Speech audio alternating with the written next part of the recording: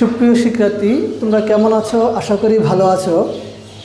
আমি মোহাম্মদ আমজাদ হোসেন, প্রভাষক তথ্য ও যোগাযোগ প্রযুক্তি, সরকারি মানিকারচর বঙ্গবন্ধু কলেজ, মেঘনা, কুমিল্লা। আজকে আমরা তথ্য ও যোগাযোগ প্রযুক্তি বিষয়ের একাদশ ও দ্বাদশ শ্রেণীর ষষ্ঠ অধ্যায়ের এসকিউএল কমান্ড নিয়ে আলোচনা করব।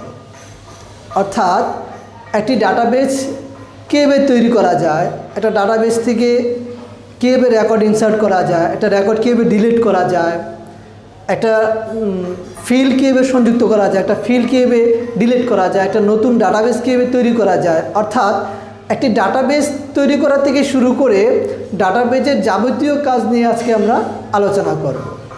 আশা করি তোমরা আজকে ক্লাসের সাথেই থাকবে এবং শিখতে পারবে কীভাবে একটি ডাটাবেস তৈরি করা যায়, এসকিউএল কমান্ডের সাহায্যে কীভাবে একটা ডাটাবেস তৈরি করা যায়, একটা ডাটাবেস কীভাবে ডিলিট করা যায়, একটা রেকর্ড কীভাবে ইনসার্ট করা যায়, একটা রেকর্ড কীভাবে ডিলিট করা যায়। অর্থাৎ ডাটাবেস তৈরি থেকে ডাটাবেসের যাবতীয় কাজ আমরা আজকে তোমাদের সামনে তুলে ধরব। তো আমরা শুরুতেই একটি টেবিল নিয়ে আলোচনা করি। যদি আমরা একটা টেবিল তৈরি করতে চাই এসকিউএল কমান্ডের সাহায্যে, তাহলে সেটা আমরা কীভাবে করব। আমরা ধরে নিচ্ছি আমাদের একটা টেবিল,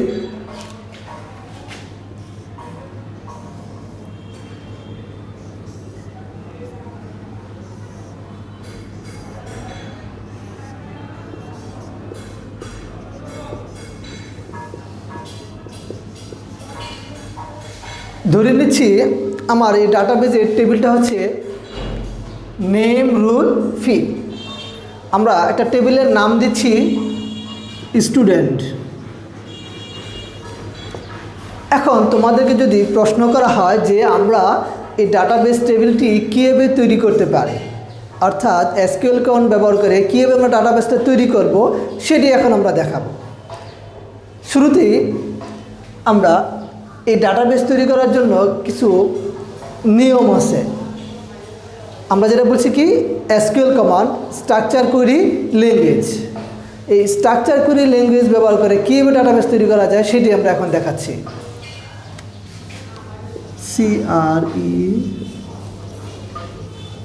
ক্রিয়েট টেবিল। যেহেতু আমরা একটা টেবিল তৈরি করব, সেই জন্য আমরা কি লিখলাম, ক্রিয়েট টেবিল, অর্থাৎ টেবিল তৈরি। ক্রিয়েট টেবিল, টেবিল তৈরি। এই যে টেবিলটা তৈরি করব সেই টেবিলটা একটা নাম দিতে হবে। আমরা টেবিলের নাম কি দিয়েছি, স্টুডেন্ট, তাহলে আমরা লিখলাম স্টুডেন্ট। Create table student. এরপরে আমরা এখানে আমার নেম, রুল, ফি, এই তিনটা হচ্ছে ফিল্ড। তিনটা কি ফিল্ড, আমরা আগের ক্লাসে আলোচনা করেছিলাম। নেম, রুল, ফি হচ্ছে কি ফিল্ড। তাইলে আমরা এখানে ফিল করার তিনটা, আমরা ফিল্ডের নাম লিখলাম। ক্রিয়েট টেবিল স্টুডেন্ট, ফিল্ডের নাম কি, প্রথম হচ্ছে নেম।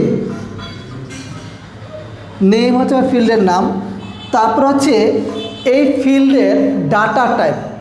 আমরা এর আগের ক্লাসে ডাটা টাইপ নিয়ে আলোচনা করেছিলাম যে কোন ফিল্ডে আমরা কী ধরনের ডাটা টাইপ ব্যবহার করতে পারি। যেহেতু নামগুলা কী দিয়ে থাকে, অক্ষর দ্বারা, টেক্সট দ্বারা, আলফাবেট দ্বারা, এর জন্য আমরা বলতে পারি যে নেম ফিল্ডের ডাটা হচ্ছে কি টেক্সট বা ক্যারেক্টার। তাহলে আমরা লিখলাম নেম, তারপর হচ্ছে তার কি ডাটা টাইপ। ডাটা টাইপ হচ্ছে টেক্সট। এরপর হচ্ছে ফিল্ড সাইজ।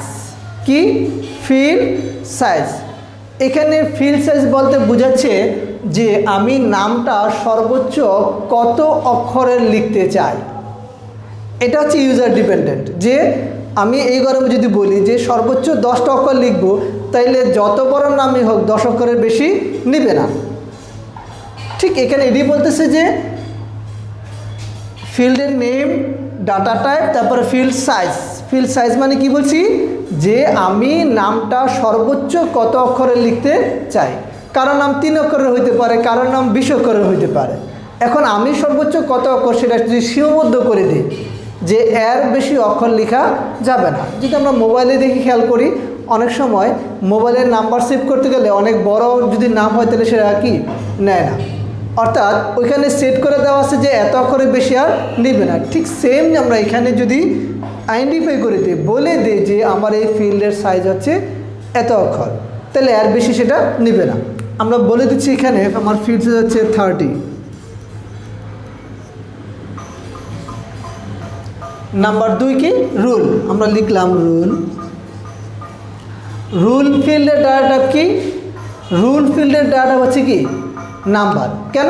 কারণ রুল কি দ্বারা লেখা হয়? নাম্বার দ্বারা লেখা হয়, সংখ্যা দ্বারা লেখা হয়, অঙ্ক দ্বারা লেখা হয়। এর জন্য রুলের ডাটা টাইপ কী হবে? নাম্বার।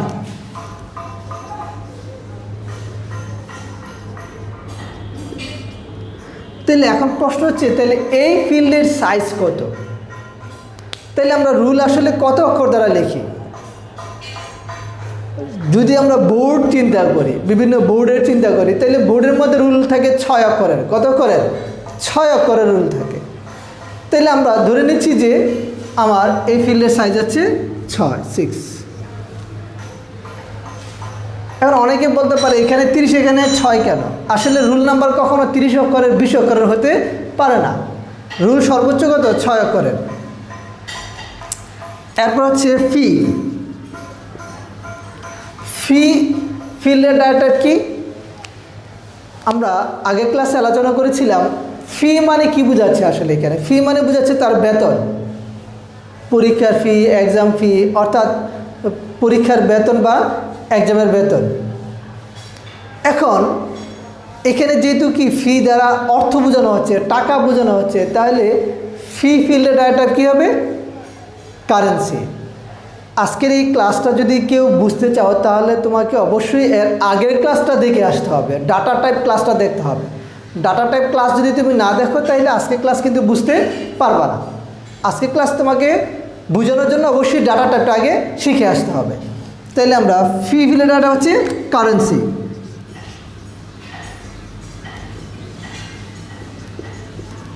কারেন্সি। এখন এখানে ফিল্ড সাইজ কত?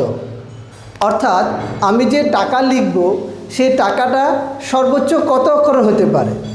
কারণ একটা স্টুডেন্টের টেবিলের জন্য বা স্টুডেন্ট ডাটাবেজের জন্য টাকার অঙ্ক সর্বোচ্চ 5 হতে পারে, 4 হতে পারে, আর বেশি হতে পারে না। কারণ 5টা অক্ষর দিয়ে আমি কি অযুত পর্যন্ত যেতে পারি। তো সুতরাং আমি ধরে নিচ্ছি যে এটার সাইজ হচ্ছে কত? 6।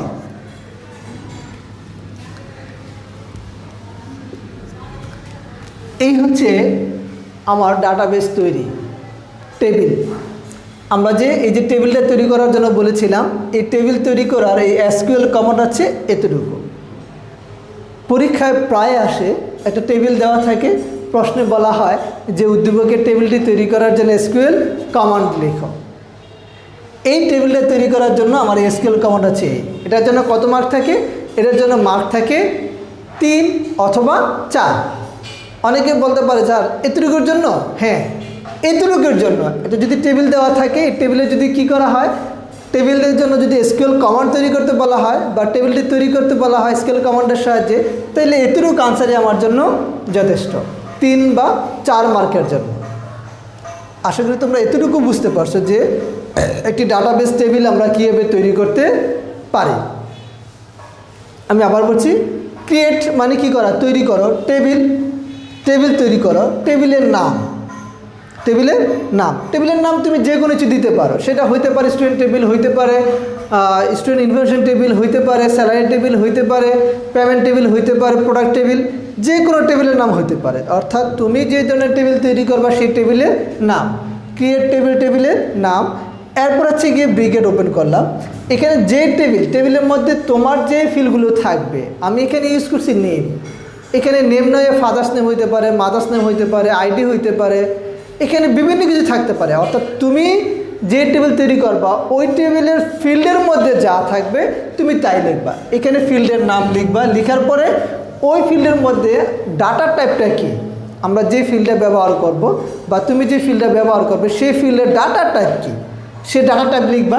দেন তার সাইজ, অর্থাৎ ওই ফিল্ডে আমি সর্বোচ্চ কত অক্ষর ব্যবহার করবো, এটা হচ্ছে তার সাইজ।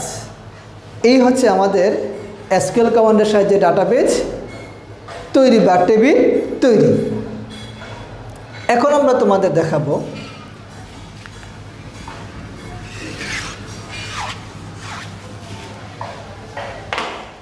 এখন যদি বলা হয় যে এই উদ্দীপকের টেবিলে নতুন একটি রেকর্ড সংযুক্ত করো। কি সংযুক্ত করো? রেকর্ড। রেকর্ড মানে কি মনে আছে? আমরা গত ক্লাসে আলোচনা করেছিলাম। রেকর্ড মানে কি? রেকর্ড মানে হচ্ছে একাধিক ফিল্ডের সমষ্টি। অর্থাৎ আমরা যদি নেম ধরি আরবি, রুল ধরি 01, ফি ধরি 500, তাহলে আরবি 01, 500 এই তিনটার সমন্বয় হচ্ছে কি?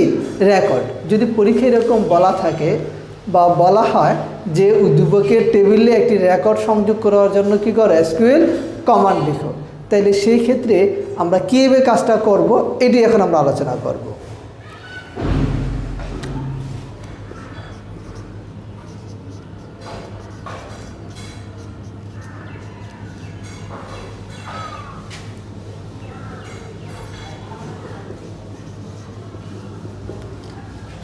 Insert into.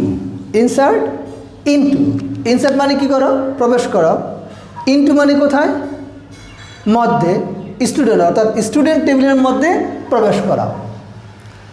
স্টুডেন্ট টেবিলের মধ্যে কি করো? প্রবেশ করাও। স্টুডেন্টের মধ্যে আমরা কী প্রবেশ করাবো? টেবিলের মধ্যে আছে কি? নেম।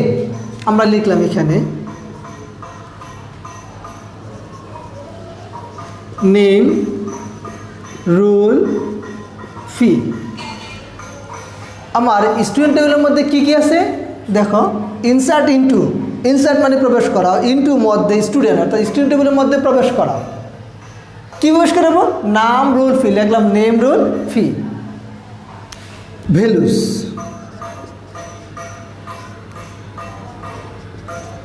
অর্থাৎ আমরা যে নাম দিব সেই নামটা কি? আমি আগেই তোমাদের এখানে দিয়ে দিয়েছিলাম যে আমি নামটা দিব কি? আরবি। আমি লিখলাম আরবি।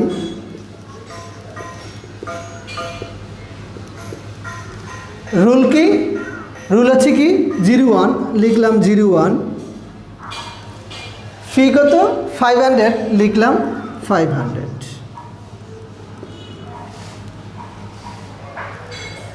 অর্থাৎ আমি যে একটা রেকর্ড ইনসার্ট করব সেই রেকর্ডের মানগুলা কি কি হবে? ভ্যালুস মানে কি?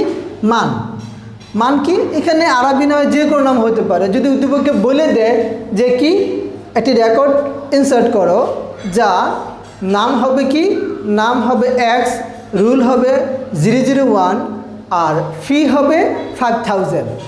তাহলে ঠিক এখানে আমি কি লিখতাম? ভ্যালুর মধ্যে এক্স 001 5000। অর্থাৎ যদি উদ্দীপককে উল্লেখ করে দেয় তাহলে সেই ক্ষেত্রে উদ্দীপকে যা থাকবে ভ্যালু আমরা তাই লিখব। যদি ভ্যালু উল্লেখ করা না থাকে অর্থাৎ কোনো মান দেওয়া না থাকে সেই ক্ষেত্রে আমরা আমাদের মতো করে কি করতে পারি? একটা নাম দিতে পারি, একটা রুল দিতে পারি এবং ফি দিতে পারি। এখন আমি আমার মতো করে কি দিছি? নাম দিছি আরবি, রুল দিলাম 01, ফি দিলাম কত? 500। অর্থাৎ যদি উদ্দীপকে একটা টেবিল দেওয়া থাকে, টেবিলের মধ্যে যদি কি বলে যে একটা রেকর্ড ইনসার্ট করো তাহলে সেই ক্ষেত্রে আমরা কি করতে পারি? রেকর্ডের জন্য ফিল্ডের মধ্যে কি কি মান আছে সেই মানগুলো আমরা জাস্ট বসাই দেব। আমরা তাই লিখছি এখানে ইনসার্ট ইনটু স্টুডেন্ট, প্রবেশ করাও, ইনটু মধ্যে স্টুডেন্টের মধ্যে প্রবেশ করাও। কী প্রবেশ করবো? নাম, রুল, ফি। নাম, রুল, ফি। তো নাম, রুল, ফি কী কী? আমরা ভ্যালুস মানে নামগুলো দিলাম। মানগুলো কী কী? নাম হচ্ছে আরবি, রুল হচ্ছে 01, ফি কত? 500। এই হচ্ছে একটি উদ্দীপকের মধ্যে রেকর্ড ইনসার্ট করার এসকিউএল কমান্ড। Just 2 line. ক লাইন? Just 2 line. এই 2টা লাইন পরীক্ষার সময় এরকম থাকে যে উদ্দীপকের টেবিলে একটি রেকর্ড ইনসার্ট করা এসকিউএল কমান্ড লেখো। তাইলে আমরা জাস্ট কী করব? এই 2টা লাইন লিখে দিব। লিখে দিয়ে উদ্দীপকে যে টেবিলটা দেওয়া থাকবে সেই টেবিলটি সাথে যে আমরা মানগুলো দিলাম এই মানগুলো দিয়ে টেবিলটা লিখে দিব। অর্থাৎ এই 2টা লাইন লেখার পরে আমরা টেবিলটা নিচে লিখে দিব। তাইলে আমার আনসার হয়ে গেল। এই হলো একটি ডাটাবেজের মধ্যে বা একটা টেবিলের মধ্যে একটি রেকর্ড ইনসার্ট করার এসকিউএল কমান্ড। এখন আমরা জানব যে এই উদ্দীপকের টেবিলে যদি একটি রেকর্ড ডিলিট করতে বলা হয়, কি করতে বলা হয়? ডিলিট। তাইলে আমরা কি করব?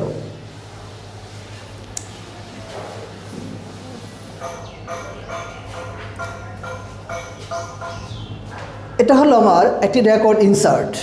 এত আমাদের দেখো শুধু এটা রেকর্ড ইনসার্ট। এখন যদি এরকম হয় যে দুটি রেকর্ড ইনসার্ট করার জন্য এসকিউএল কমান্ড লিখো, তাহলে আমাকে ঠিক সেম অ্যাজ লাইক আমাকে আবার আমাকে দুই লাইন লিখতে হবে। Insert into student name roll fee ভ্যালুসগুলো কী কী? আমি দ্বিতীয় রেকর্ডের মধ্যে যেই নামগুলো লিখতে চাই সেই নাম, রোল, ফি। অর্থাৎ আমাকে এই দুই লাইন আবার রিপিট লিখতে হবে, শুধু চেঞ্জ হবে কোথায়? চেঞ্জ হবে ভ্যালুগুলা। যে আমি দ্বিতীয় রেকর্ডের মধ্যে যে ভ্যালুগুলা ব্যবহার করবো সেই ভ্যালুগুলা কী হবে? পরিবর্তন হবে। এখন আমরা আলোচনা করতে যাচ্ছিলাম যে একটা রেকর্ড যদি মুছতে চাই, এখন বলছে একটা রেকর্ড ইনসার্ট, এখন বলছে একটা রেকর্ড মোছা। তাহলে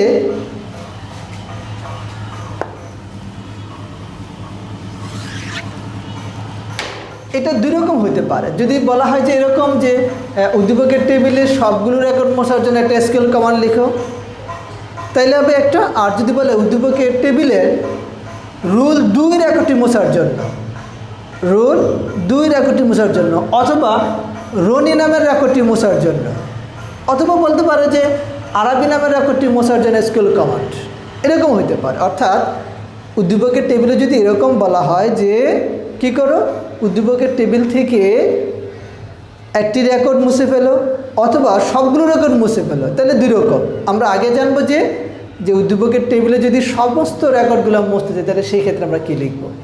আমরা লিখব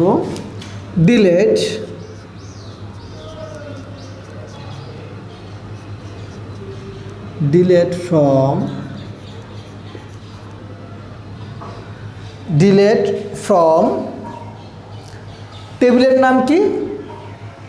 স্টুডেন্ট। Delete from student. অর্থাৎ এইটা যদি আমি লিখে দিই যে ডিলিট ফ্রম স্টুডেন্ট, তাহলে কি হবে? এই টেবিল থেকে সবগুলো রেকর্ড মুছে যাবে। জাস্ট এক লাইন কি লিখছি? ডিলিট মানে মুছে ফেলো, ফ্রম থেকে স্টুডেন্ট, অর্থাৎ স্টুডেন্ট থেকে কী করো? মুছে ফেলো। আমি যদি জাস্ট ডিলিট ফ্রম স্টুডেন্ট লিখি, তাহলে এই টেবিলের মধ্যে যে রেকর্ডগুলো দেওয়া আছে সেই রেকর্ডগুলো কী যাবে? মুছে যাবে। সিম্পল একটা মাত্র লাইন যে ডিলিট ফ্রম স্টুডেন্ট যদি আমি লিখি, তাহলে এই টেবিল থেকে সম্পূর্ণ রেকর্ডগুলো কী যাবে? মুছে যাবে। একেবারেই সহজ, একেবারেই কি সহজ, একটা লাইন মাত্র। এখন যদি এরকম বলা হয় যে উদ্দীপকের টেবিল থেকে রুল 2 রেকর্ডটি মোছার জন্য, অথবা উদ্দীপকের টেবিল থেকে আরবি নামের রেকর্ডটি মোছার জন্য এসকিউএল কমান্ড লিখো, তাইলে সেই ক্ষেত্রে আমরা কি করব? সেক্ষেত্রে আমরা লিখব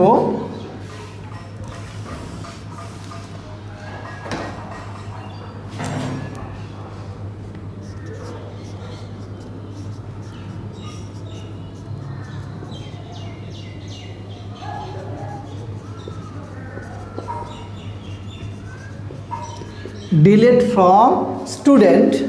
কাকে? আরবি হইতে পারে, রুল 2 হইতে পারে, রুল 1 হইতে পারে। কোনো একটা শর্ত যদি দেওয়া থাকে, কি দেওয়া থাকে? শর্ত। তাহলে লিখব হোয়ার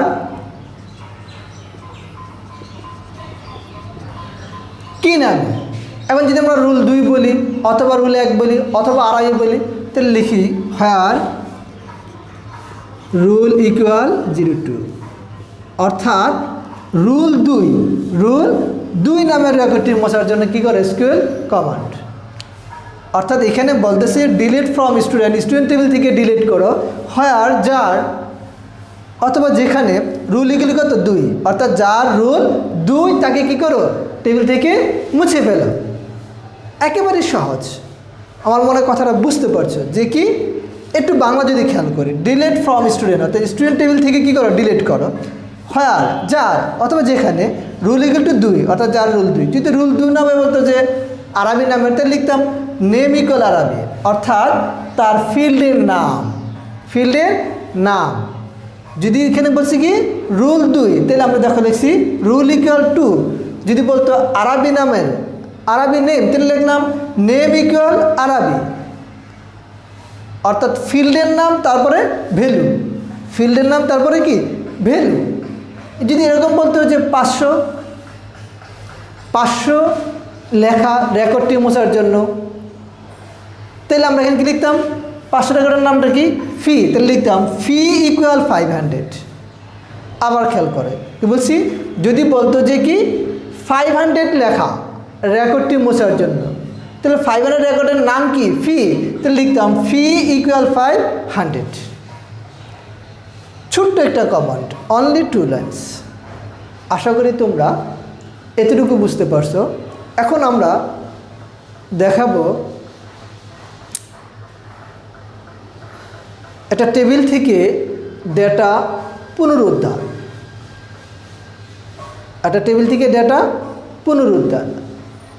অর্থাৎ কোনো শর্ত সাপেক্ষে যদি আমরা কোনো টেবিলের ডাটাটাকে আবার কোনো একটা অংশকে দেখতে চাই, তাহলে সেটাকে বলা হয় পুনরুদ্ধার।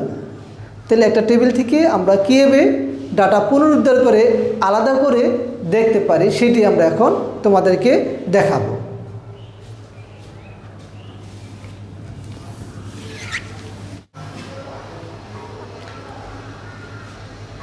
অর্থাৎ আমরা যদি টেবিল থেকে কোনো শর্ত সাপেক্ষে কোনো একটা ফিল্ডের ডেটাগুলো দেখতে চাই, যদি এরকম হয়, যদি বলা হয় যে উদ্দীপকের টেবিলের রুল ফিল্ডটি প্রদর্শনের জন্য এসকিউএল কমান্ড, অথবা উদ্দীপকের টেবিল থেকে রুল এবং ফি প্রদর্শন করার জন্য এসকিউএল কমান্ড, তাহলে সেই ক্ষেত্রে হবে এক ধরনের। আর যদি বলা হয় উদ্দীপকের টেবিলের সবগুলো রেকর্ড দেখার জন্য, তাহলে সেটা হবে এক ধরনের। যদি আমাদেরকে সবগুলো রেকর্ড দেখার জন্য বলা হয় যে উদ্দীপকের টেবিলের সবগুলো ডেটা দেখার জন্য এসকিউএল কমান্ড, তাহলে আমরা সেই ক্ষেত্রে লিখব সিলেক্ট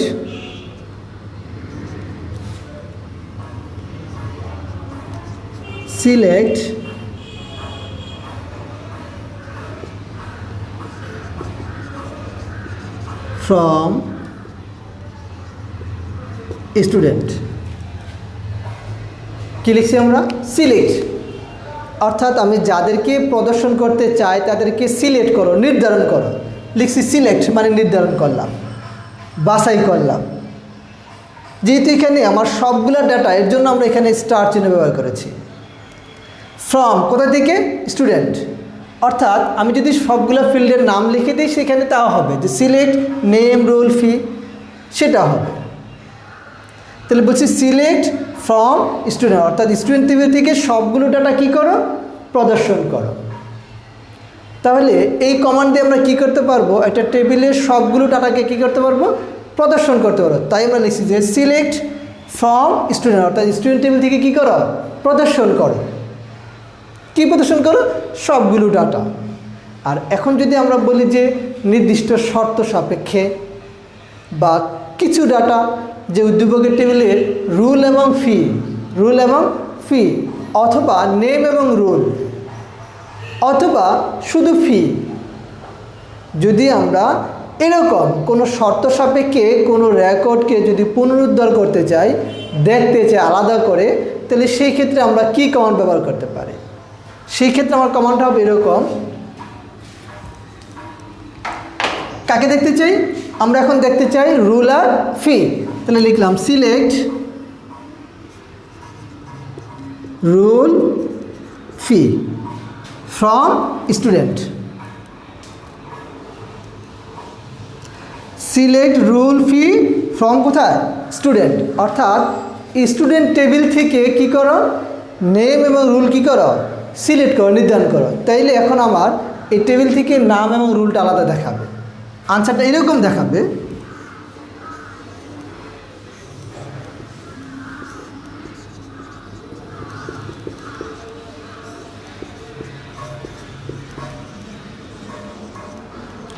তখন আমার আনসার দেখাবে এরকম। যদি আমি কমান্ডটা এরকম লিখি যে সিলেক্ট রুল ফি, অর্থাৎ রুল এবং ফি কী করো, সিলেক্ট করো, তাহলে সে কী দেখাবে, ফ্রম স্টুডেন্ট। তাহলে স্টুডেন্ট টেবিল থেকে সে রুল আর ফিটা আমাকে আলাদা করে দেখাবে। এই হচ্ছে আমাদের ডেটা পুনরুদ্ধার। আশা করি তোমরা আজকে ক্লাস থেকে শিখতে পারছো একটি ডাটাবেস টেবিল কীভাবে তৈরি করা যায় এবং সেখানে কীভাবে এক বা একাধিক রেকর্ড ইনসার্ট করা যায় এবং সেখান থেকে কীভাবে একটি রেকর্ড ডিলিট করা যায় এবং কীভাবে টেবিল থেকে ডাটা পুনরুদ্ধার করে আলাদা করে প্রদর্শন করা যায়। আজকের ক্লাস এই পর্যন্তই। আমরা আগামী ক্লাসে তোমাদের কীভাবে একটা টেবিলের নেম পরিবর্তন করা যায়, টেবিলের ডাটা কীভাবে আপডেট করা যায়, একটা ফিল্ড কীভাবে সংযুক্ত করা যায় সেই বিষয় নিয়ে আলোচনা করব। আজকের মতো এখানেই। ভালো থেকো, সুস্থ থেকো, আল্লাহ হাফেজ।